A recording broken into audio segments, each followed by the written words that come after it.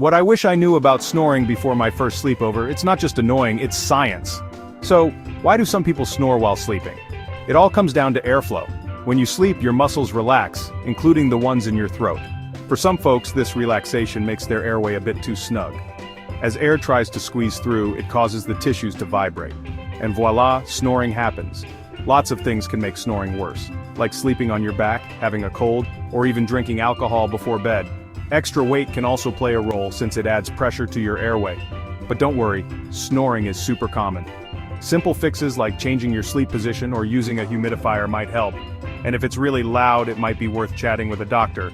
So next time you hear that nighttime concert, you'll know there's a bit of science behind those snores. Sweet dreams.